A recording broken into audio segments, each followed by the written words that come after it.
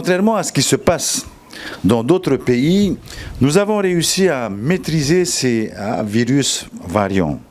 Moins de 20 cas détectés et aujourd'hui tous maîtrisés.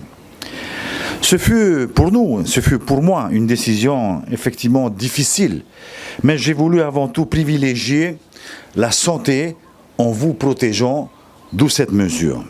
Mais les conséquences économiques et financières sont importantes. En effet, cette décision de fermeture des frontières a eu des impacts non seulement sur l'économie touristique de notre pays, déjà fortement affectée par la crise en 2020, mais aussi sur de nombreuses activités qui lui sont directement ou indirectement liées. Je pense naturellement en premier lieu au secteur du transport aérien, lequel a perdu 90% de ses flux pour ce qui concerne l'international et 45% de ses flux pour ce qui concerne le domestique.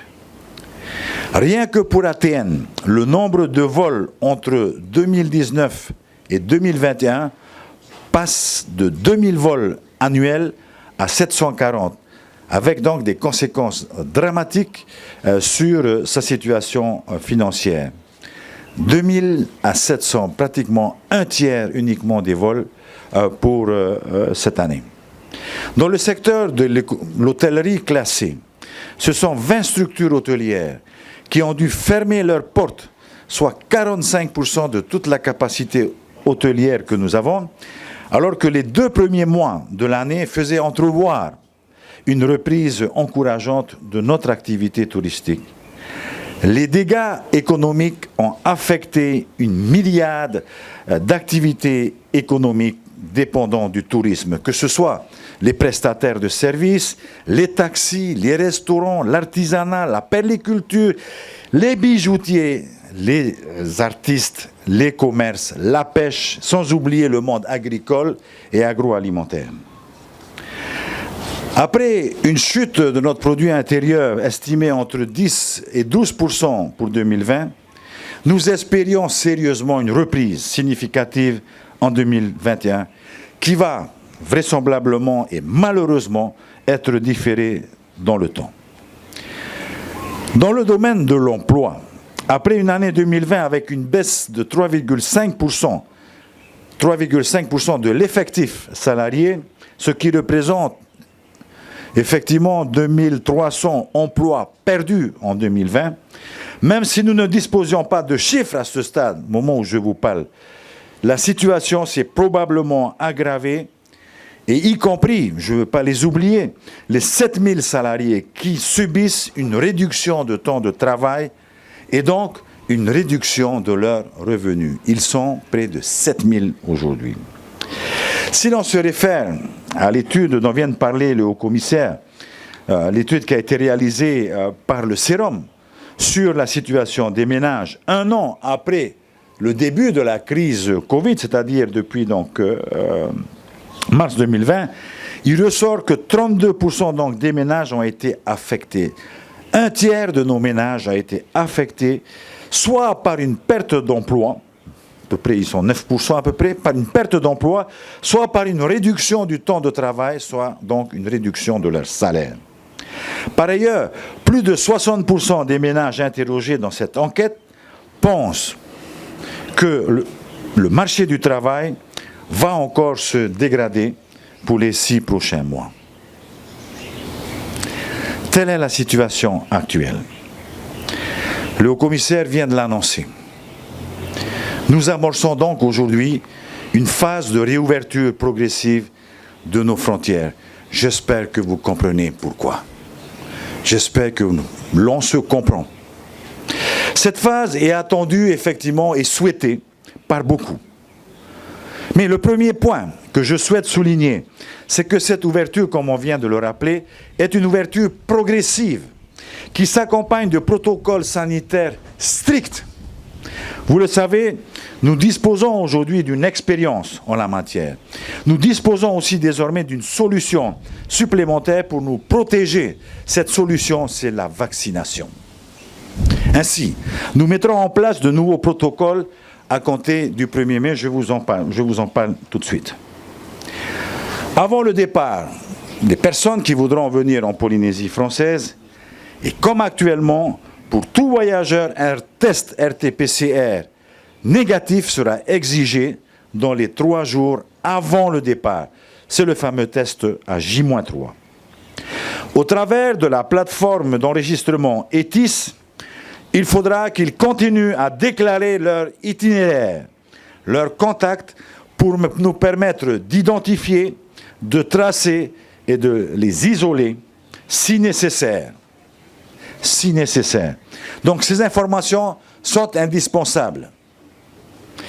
Ces outils numériques doivent également nous permettre de recueillir tous les justificatifs requis pour permettre l'autorisation d'entrer en Polynésie française. Alors, quel type de voyageurs? Pour les voyageurs ayant été vaccinés, le principe est celui de la libre circulation sans dispositif de quarantaine dès l'arrivée à Papeete. Mais, pour ces voyageurs vaccinés, le schéma vaccinal devra être complet. Le schéma vaccinal devra être complet.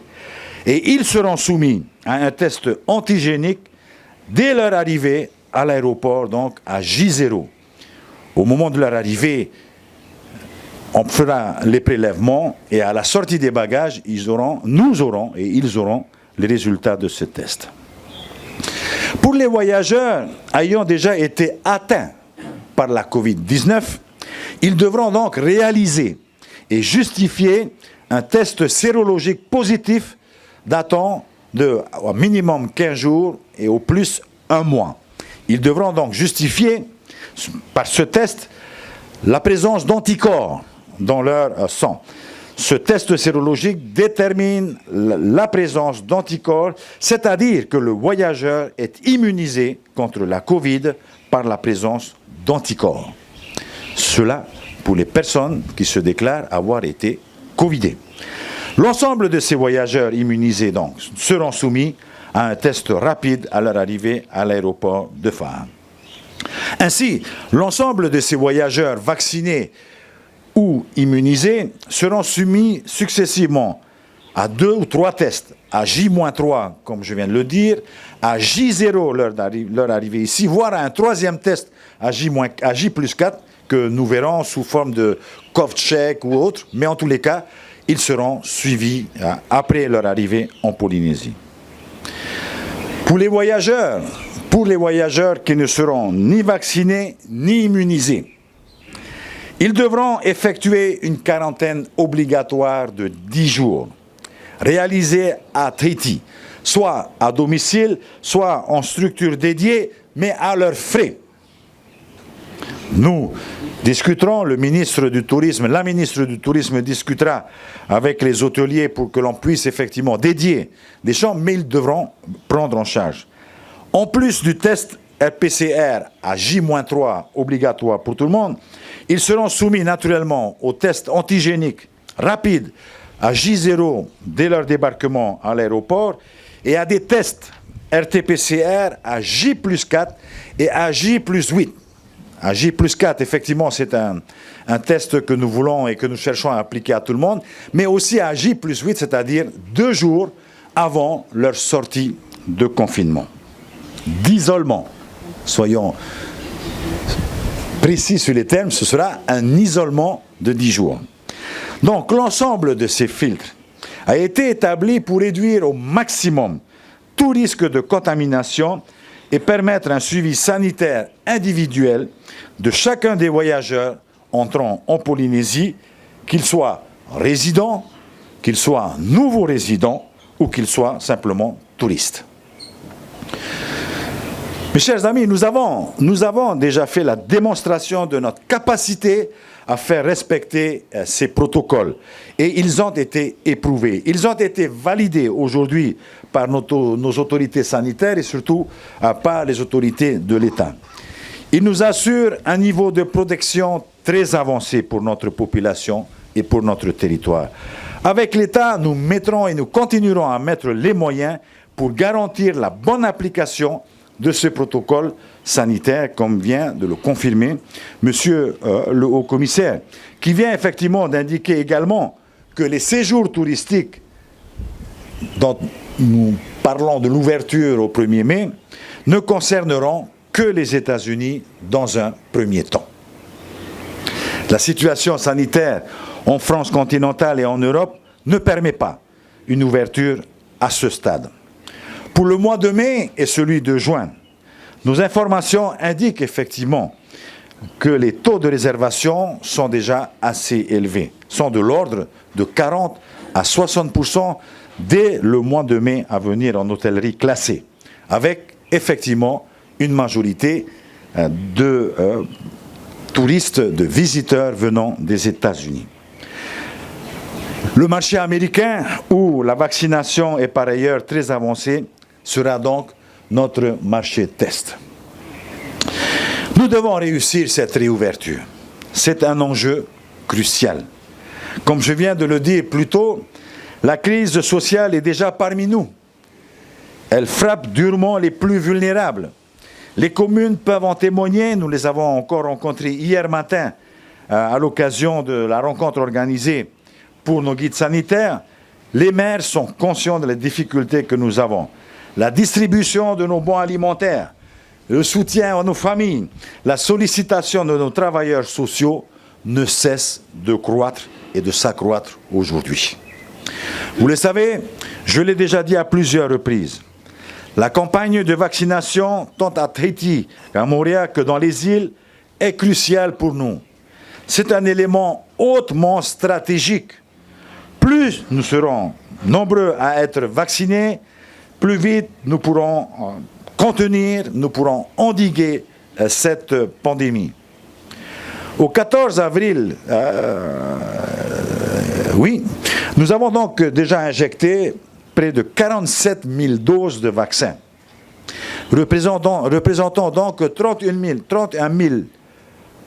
000 personnes vaccinées, dont 16 000 ayant déjà reçu leur deuxième dose.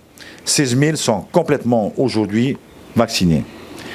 Nous avons pu vacciner à ce jour 62% des personnes de plus de 75 ans, 42% des personnes de plus de 60 ans et 15% des personnes de 18 ans et plus. Ce n'est pas suffisant.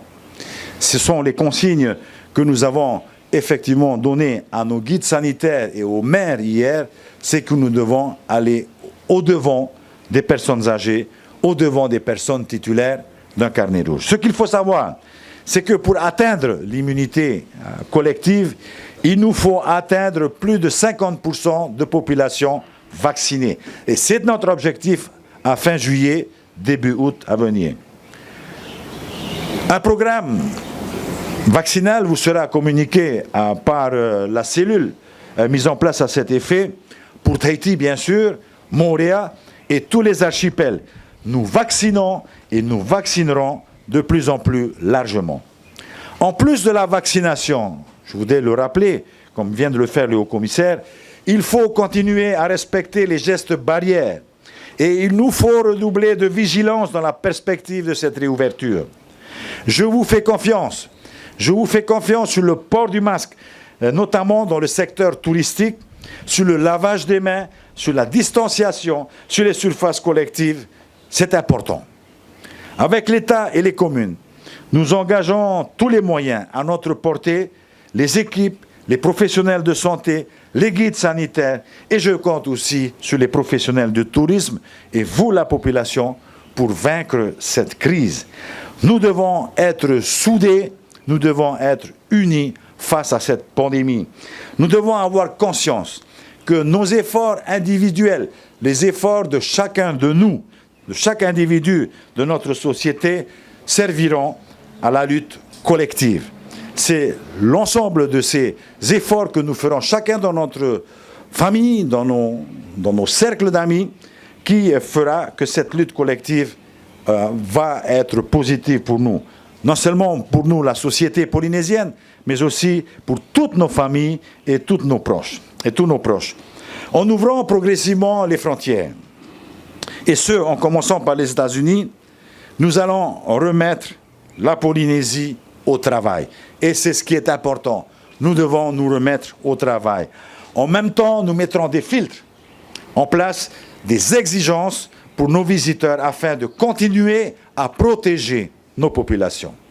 Vous avez compris, ce n'est plus une histoire d'urgence pour l'un ou pour l'autre, c'est une urgence. Aujourd'hui, l'urgence, c'est de vivre ensemble avec le Covid, puisqu'il est là, il n'a pas disparu complètement, mais surtout en donnant du travail, en donnant un peu plus de dignité à ceux qui aujourd'hui souffrent énormément de cette pandémie. Et donc, nous devons aussi, chacun de nous, poursuivre nos propres efforts par la vaccination et par les gestes barrières. Je suis optimiste. Notre pirogue polynésienne ne va pas sombrer. Et elle ne sombrera pas grâce à notre engagement, à tous, grâce à notre détermination. Nous sommes animés aujourd'hui par l'humilité, par la responsabilité, par la foi, mais surtout par notre volonté commune de vaincre cette pandémie. Je vous remercie.